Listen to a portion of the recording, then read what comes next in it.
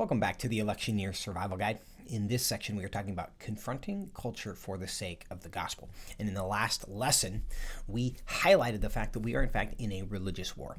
It's framed as a political discussion, which scares a lot of people away, but we as the church need to understand this is fundamentally a religious war, not involving different political parties, but ultimately involving different worldviews, different religious systems. Now, in this lesson, we're going to highlight the fact that this political, quote-unquote, war is causing people to leave the church.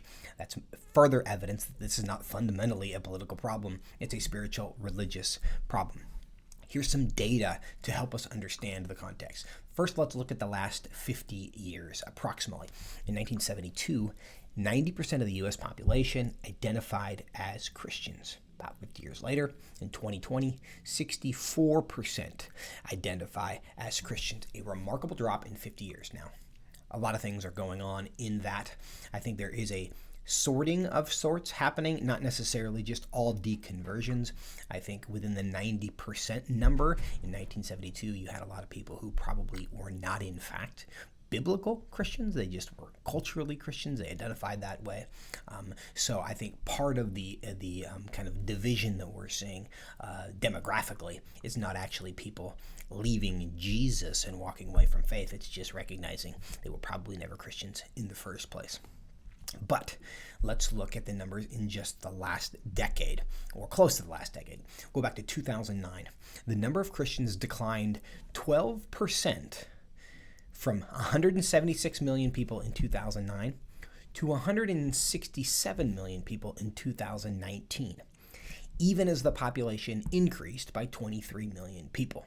So let's make sure we understand that in that 10-year period between 2009 and 2019, the population of America grew by 23 million people. But the number of those people who identified as Christians declined by 12%. So obviously these trends are moving away from each other. Here's also a really important data point, is that the nuns in that same period between 2009 and 2019, the nuns, those who identify as having no religion, grew 70%. And they, in 2009, were 12% of the population. In 2019, they were 17% of the population. So that is the fastest, in some ways, religious group in America, is those who, of course, claim no religion. That's an additional 30 million people who now claim no religious faith. Interesting group to understand. Perhaps the most important for the church to understand about this group of nuns, the 30 million people who now claim no religious faith, 78% of them grew up in the church. So we have a huge tens of millions of Americans who grew up in the church, but the faith was not transmitted to them from one generation to the next. Now, why is this happening?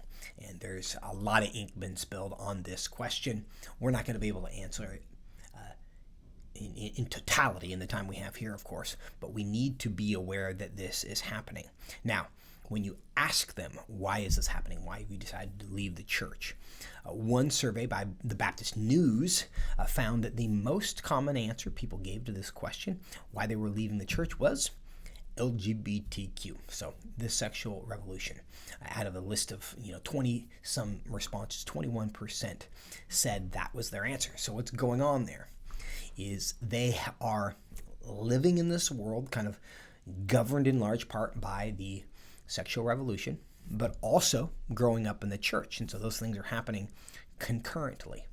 And at some point, as they grow and they grow up identifying as Christians, they cross over into the nuns category. And when you ask them, the most common answer they give for that is, well, what I was told was true by the culture was in conflict with what I was told was true by my church about the sexual revolution, about stuff broadly defined as LGBTQ. And what we know because of the category they now identify with is that they chose the culture over the church.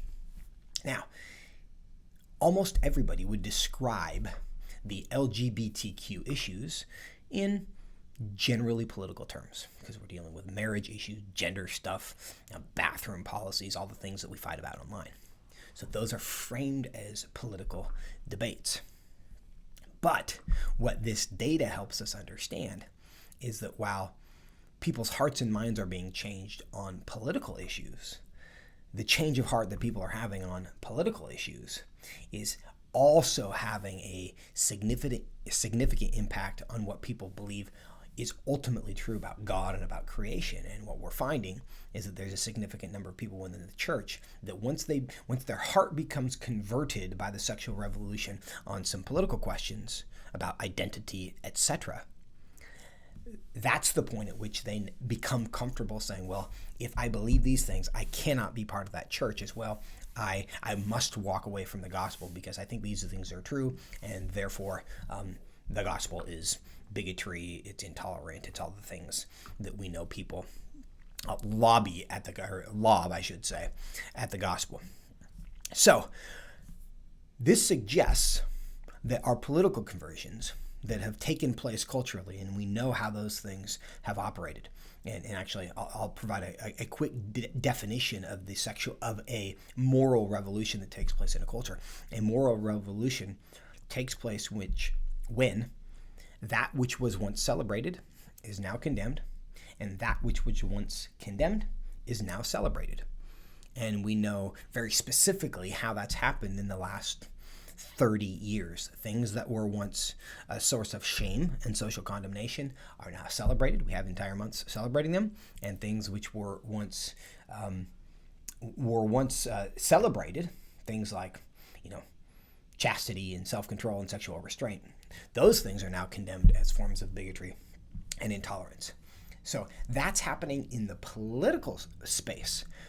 But the reason it matters eternally and the reason it matters spiritually for us is because there is a very direct connection between those ideas being promoted in the culture and the way people are behaving and responding to the gospel and to the church itself. So when we understand the interaction of those things, it can encourage us, incentivize us to engage, not because primarily of bathroom policy, though I think we should care about those things because there's practical reasons to, but because we understand if the lie goes unaddressed, it has eternal consequences for people's relationship with God. Let's keep going.